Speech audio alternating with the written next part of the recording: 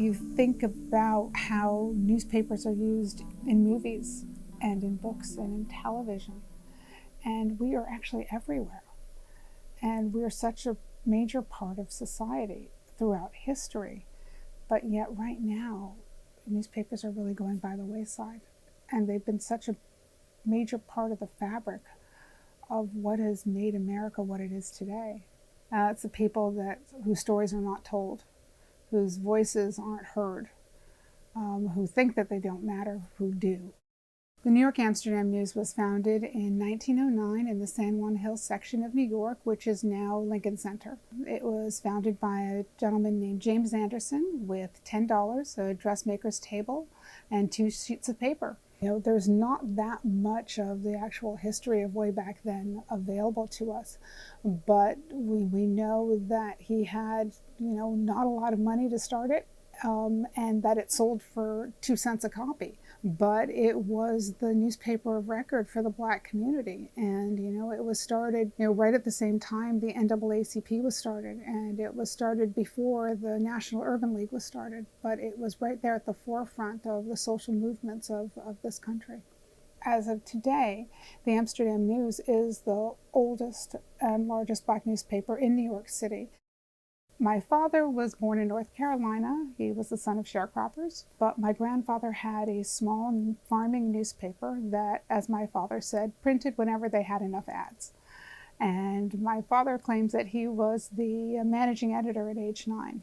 He moved up to New York as a young man and lived on the Lower East Side of Manhattan and was a community activist, and then got into New York City politics and also became a journalist because of the fact that he helped to save the Amsterdam News from bankruptcy with a group of businessmen that decided that they didn't want to see the Amsterdam News go out of business. And they formed a group and bought the Amsterdam News in 1971. Throughout the Koch administration, my father had a long-standing battle with Edward I. Koch, who was the mayor of the city of New York. He started front-page editorials at that point in time why Koch must resign or be removed. And they were arch enemies, to the point where when my father died, within a day or two of my father's death, Ed Koch announced where he was going to be buried and that he had taken the last spot in what he believed was the last place to get buried in Manhattan.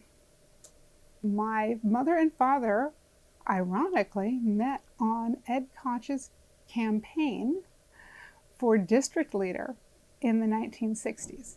So it's kind of funny that my father and Ed Koch were, so to speak, arch enemies because my parents actually met on their campaign.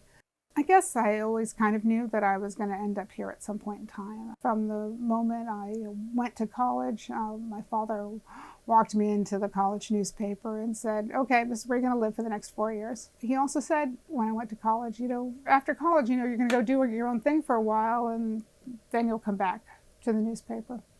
And I was really upset when he said that because I just thought, okay, right after college, I'd come work for the paper. After college, I went off to Stockholm, Sweden. I went to graduate school. And then my father came over to Sweden and said, okay, it's now or never. And I said, well, Dad, you told me I had to go out and do a whole bunch of things on my own. He said, no, it's now or never. And I said, okay. And within 6 months of me coming to the paper, my father had a quadruple bypass. And I understood why it was now or never. One of the ones that comes to the forefront of my mind, it has to be the Central Park jogger case and the Central Park Five, or now known as the Exonerated Five. The Amsterdam News was at the forefront of saying that those 5 young men were innocent, and that was from the very, very beginning. It was the front page of the newspaper. It was editorialized about.